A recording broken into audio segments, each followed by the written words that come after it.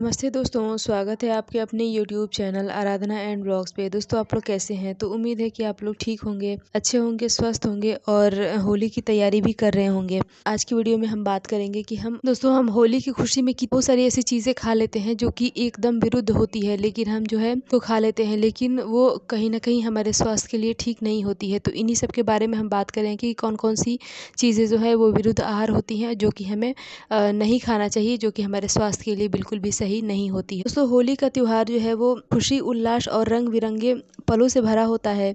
दोस्तों होली की धूम में हमारे घरों में अनेक तरह के पकवान, व्यंजन बनता है जो कि मीठा, तीखा, खट्टा मतलब सारे कॉम्बिनेशन का होता है। साथ में होली के दिन ठंडाई भी पिलाई जाती है, बनाई जाती है और ठंडाई भी दोस्तों बहुत प्रकार की होती है, जैसे कि बादाम ठंडाई, नट्स वाली ठंडाई भी होती है, साथ ही साथ भांग वाली ठंडाई भी होती है। तो बहुत प्रकार की ठंडाई बनती है। इसमें पहला है कि दही बड़े। दोस्तों दही बड़ा जो है वो होली में अगर दही बड़े ना बने तो दही बड़े के बिना जो है होली फीकी फीकी लगती है।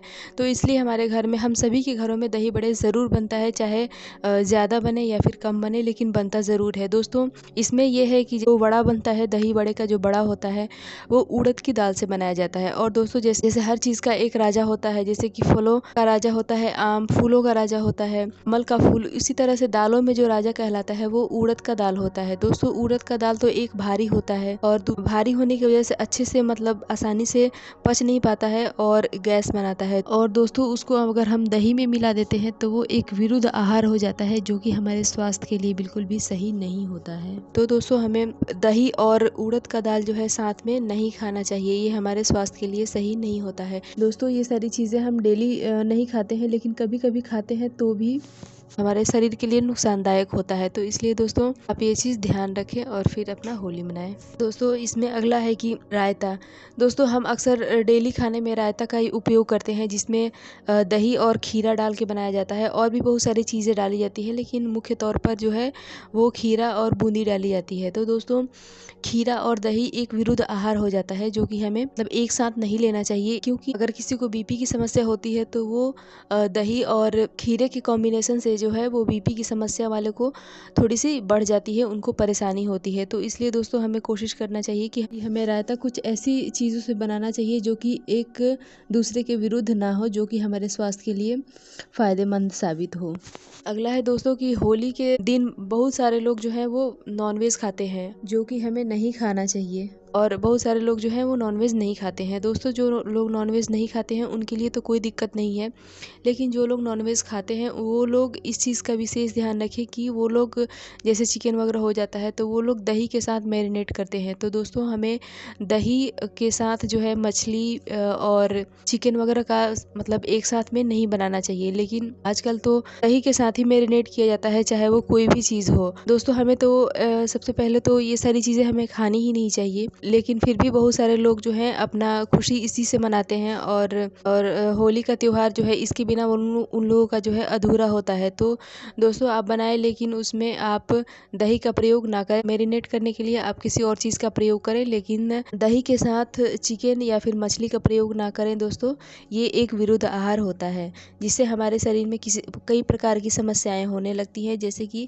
चर्म रोग हो जाता है, स्किन से संबंधित बहुत सारी समस्याएं उत्पन्न होने लगती हैं। अगला है दोस्तों ठंडाई। दोस्तों होली का त्योहार जो है वो ठंडाई के बिना भी अधूरा होता है, और क्योंकि ऐसा भी माना जाता है कि होली के बाद से जो है वो गर्मी का मौसम आ जाता है, इसलिए हमें होली के दिन ठंडाई पी के और उसके उसी दिन से ठंडाई जो है वो पीना शुरू करते हैं। ठंडाई में भी बहुत सारा की चीज़ें होती हैं जो कि हमें गर्मी के दिन में राहत देती हैं, जैसे कि ठंडाई बनाने के लिए उसमें सौंफ भून के डाला जाता है, जो कि एंटी इन्फ्लेमेटरी गुण होता है, जो कि गर्मियों में ठंडक देता है। और जो लोग जैसे कि बहुत ज़्यादा तेल और मसालेदार चीज़ें खाते हैं उनके पेट में जो है जलन होने लगती है। तो ऐसे में ठंडाई जो है पेट को बहुत राहत देता है और साथ ही साथ पाचन को भी मजबूत बनाता है। तो इसलिए दोस्तों हमें ठंडाई तो पीना चाहिए, लेकिन ठंडाई बनाते समय कुछ विशेष चीज़ों का ध्यान रखना चाहिए, जैसे कि भांग वाली जो ठंडाई होती है वो सीधे दिमाग पे असर डालती है। ठंडाई पीते समय उन लोगों को विशेष ध्यान रखना चाहिए जो लोग डायबिटीज़ के मरीज़ हैं।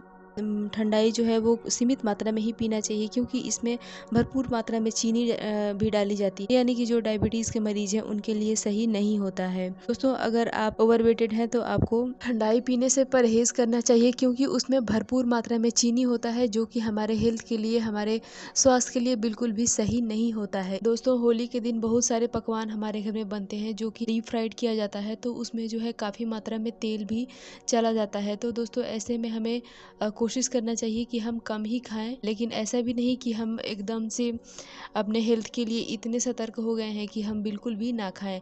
ऐसा दोस्तों बिल्कुल भी ना करें, आप खाएं लेकिन आप कम खाएं।